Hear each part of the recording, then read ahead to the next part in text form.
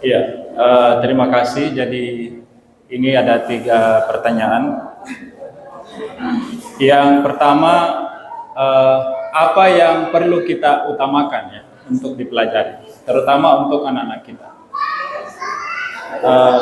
Sebenarnya kalau kita membaca hadis-hadis ya, maka yang diutamakan itu adalah ya, kalau dalam hadis Nabi, ajarkan anakmu mengenal Tuhannya, ajarkan anakmu mengenal nabinya, dan ajarkan anakmu mengenal Al-Quran. Ya. Ini saya kira dasar ya. Jadi pertama mengenal siapa Tuhannya, mengenal siapa nabinya, yang ketiga adalah mengenal Al-Quran. Kalau saya secara pribadi Bapak Ibu sekalian, kalau kita punya anak-anak usia SD SMP, carikan sekolah yang belajar agamanya itu lebih banyak untuk di usia SD dan SMP ya, karena ilmu ini akan menjadi dasar ya. Saya kira Bapak Ibu sekalian, sekarang ini hafalan yang tinggal di kepala kita itu kebanyakan di usia SD. Coba apa yang kita hafal waktu SMP, apalagi kuliah. Ya. Jadi kalau kita punya anak yang usianya SD ya, mulai TK, SD, SMP, carikan tempat yang di situ dia bisa belajar ya, belajar agama, belajar Al-Quran lebih banyak. Nanti setelah ya mungkin SMA, ya silakan mau belajar apa. Yang penting basicnya dulu kuat. Kalau Al-Qurannya sudah bagus ya, apalagi kalau hafalnya lumayan ya. Kalau SD itu, kalau dia sudah hafal juz 30 itu sudah luar biasa. Artinya hafalnya betul-betul sudah sudah lengket begitu. Kalau juz 30 itu dia hafal mati, itu sudah luar biasa kalau usia SD.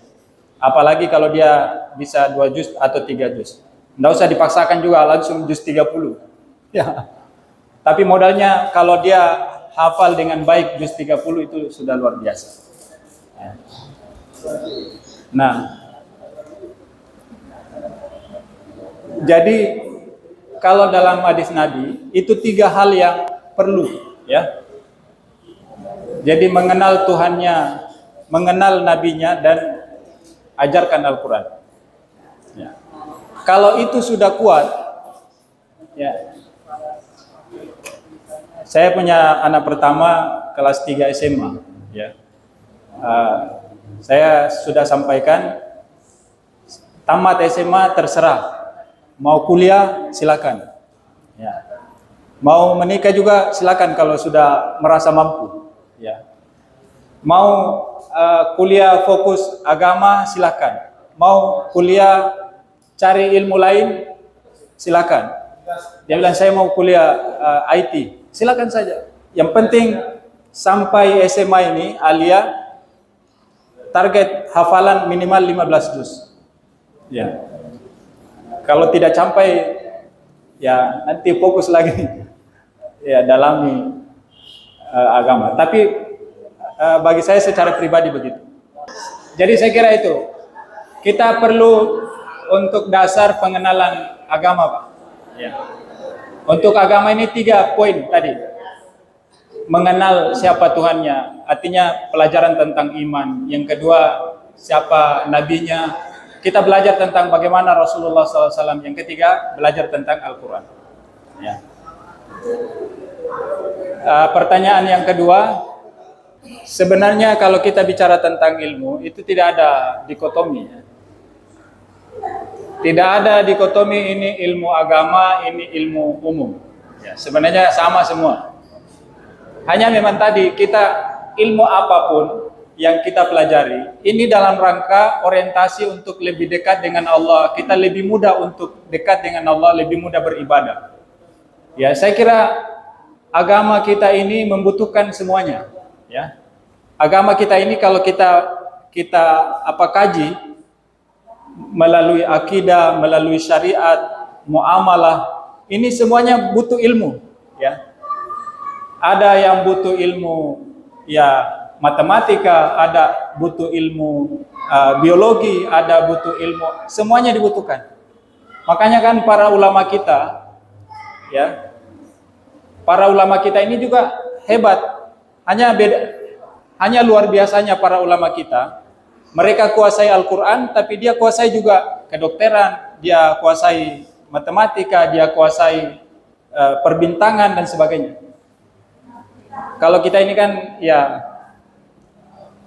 Al-Quran tidak dikuasai, yang lain juga tidak dikuasai. Ya. Jadi hanya itu tadi, penguatannya harus yang tadi saya sebutkan. Nah, kemudian yang ketiga perlu guru ya.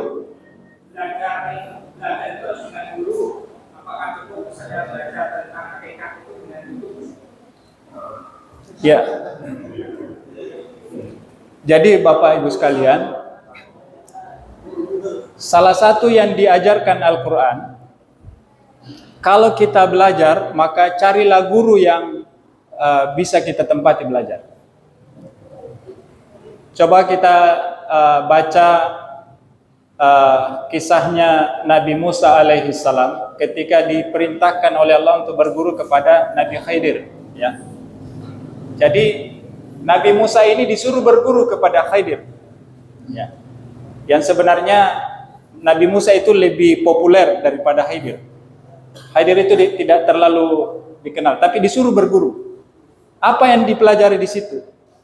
Ya. Belajar tentang hakikat dan belajar tentang kesabaran. Ya. Nabi Musa ketika datang ke Khidir, saya mau ikut sama kamu, saya mau berguru. Kata Khidir, boleh, silakan kalau mau berguru, tapi syaratnya satu, Anda harus sabar. Dan saya kira belajar juga begitu. Satu syarat mutlak kalau kita mau belajar adalah kesabaran. Dan ini menjadi persyaratan yang diberikan sama Nabi Musa, Nabi Khidir. Anda boleh ikut ke saya, tapi syaratnya satu, sabar. Baru ikut pada peristiwa pertama, Nabi Musa ini sudah protes. Wah, bahaya nih. Naik dia di kapal, di perahu, di tengah laut, Khidir bocorkan perahu. Wah, Musa dia, bahaya nih kalau tengah laut ini bocor perahunya. Mati kita ini. Apa kata Nabi Khidir? Sabar, makanya kalau mau ikut sama saya, sabar. Jalan-jalan, dia naik di darat, ketemu dengan anak kecil. Langsung dipenggal anak kecil sama Khidir. Protes lagi Musa. Masa anak tidak berdosa dibunuh? Protes lagi. Banyak protes. Apa kata Khidir? Sabar. Kalau mau ikut sabar. Kalau tidak mau sabar pulang. Kata Musa, ya sabar, saya sabar. Ikut lagi. Ya. Yang ketiga kalinya ketemu dengan rumah yang bagus, langsung dirobohkan dindingnya semua. Protes lagi Musa. Masa rumah begitu dirobohkan, dihancurkan. Ya. Ternyata 3 peristiwa ini punya hikmah yang tidak diketahui oleh Nabi Musa alaihissalam. Tapi poinnya di situ adalah bahwa semua peristiwa ini, proses belajarnya itu membutuhkan kesabaran. Nah, berguru juga begitu. Ya. Dan guru itu penting. Ya. Jadi biar kita ini hebat membaca, sudah ikut pelatihan cara cepat membaca buku, ya, maka kita juga masih tetap butuh yang namanya guru. Ya. Jadi selengkap-lengkapnya buku itu akan berbeda dengan guru. Ya. Karena yang namanya buku kan tidak ada sentuhan perasaannya. Ya. Beda kalau manusia, beda kalau guru.